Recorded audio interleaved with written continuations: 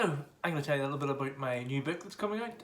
It's called Witness, and it's coming out from New Pulp Press. So this is novel number 5 for me. The little strapline is, God created the world in 1 week. Pastor Tom destroyed his world in 6 days. On the 7th day he rested. So this book is set over 7 consecutive days. The week sort of builds up gradually as we follow the main character, Pastor Tom. He very much wants to do the right thing, but as the week goes on in particular and in general in his life, he makes one bad decision after another.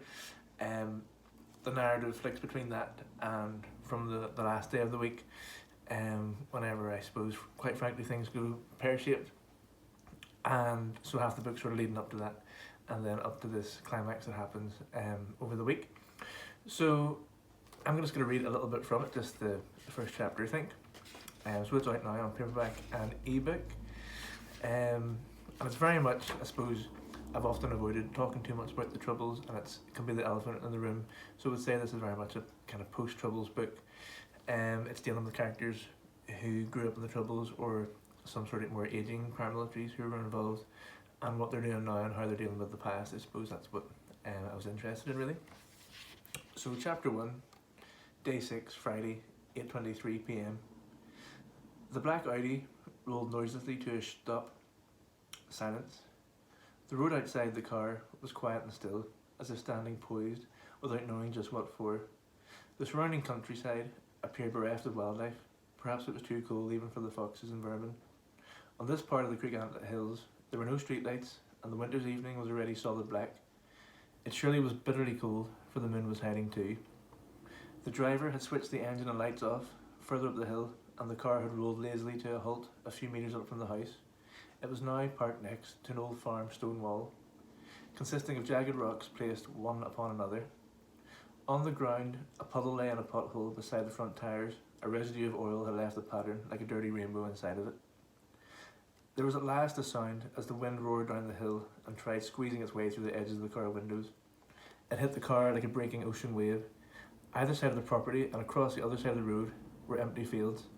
The wind could sweep back and forth whenever and wherever it pleased.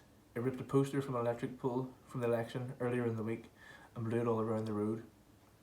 The driver cracked the door open and offered a cigarette to his passenger. The other man shook his head. The driver lit up, breathing in deeply. They sat in silence, both staring across at the old farmhouse. It was double-fronted, and by the looks of it, had been recently re-rendered. There was a fresh coat of white paint on it too, though it would have been hard to tell in the darkness. A few lights must have been on inside. Heavy curtains were faintly illuminated from the back. Upstairs, blinds allowed light to spill out where they had been left ajar. It appeared that someone was home. No noise could be heard from inside. As the two men sat there, they strained for any sound from within at all. The driver inched the door open wider. Coldness filled the car then.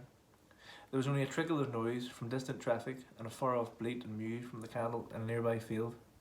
The cigarette smoke wisped out of the car, carried away by a now biting wind that had been brewing for a very long time. So hopefully that'll just give you a wee taster of Witness, my new book. Love to hear what anybody thinks about it. Hope anybody's got it so far, enjoying copies, and I'll speak